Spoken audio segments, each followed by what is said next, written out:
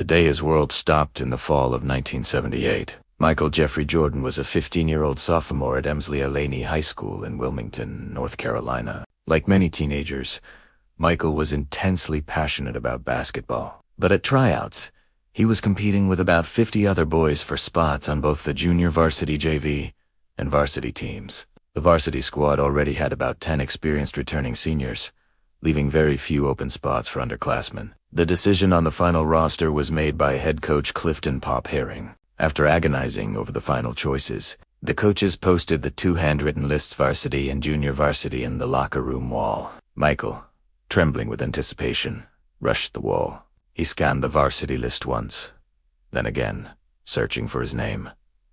It wasn't there. He looked and looked, telling himself that if he just kept staring, it would magically appear. When the crushing reality set in, his eyes drifted down to the junior varsity list, and there it was. Jordan, Michael. The sting of rejection was instantly magnified by a painful detail. Leroy Smith, a 6 feet 7 inches 2.01 meters sophomore, who was a close friend and one of his classmates, had made the varsity squad. The coach had made a rare exception for Smith due to the varsity team's desperate need for a tall center. Michael, at his height, was considered too small and still too clumsy to compete with the older seniors. Michael later recounted, "It was embarrassing not making the team." He had to endure the rest of the school day in a daze, numb with disbelief, before he could go home. When he finally arrived, he locked himself in his room and, as he's famously confirmed, cried for hours. It was a total breakdown, a profound feeling of being judged, found wanting, and publicly shamed. His mother, Dolores, found him in tears and encouraged him, saying, "If you really want it, you work hard over the summer."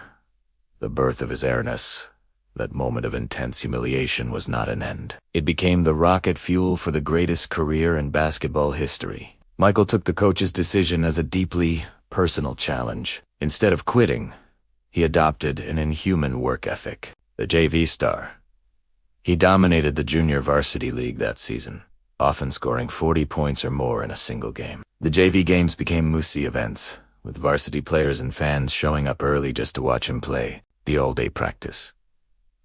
He started training relentlessly. He would use the gym for practice before school even started. His competitive fire was now an inferno, aimed at proving the list makers wrong. The chip on the shoulder.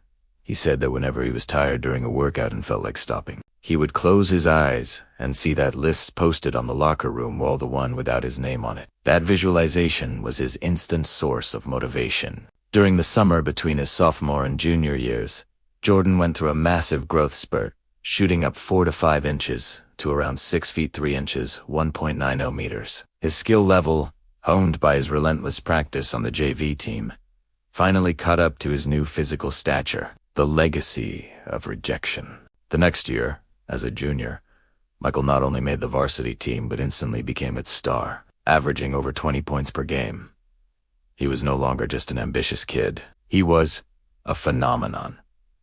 His senior year performance earned him a scholarship to the University of North Carolina and, eventually, made him the global icon, who would go on to win 6 NBA championships. Michael Jordan would later call getting cut from the varsity team the best thing that ever happened to me because it created the insatiable, competitive drive he used to crush every challenge he ever faced. The pain of rejection became the foundation of his greatness.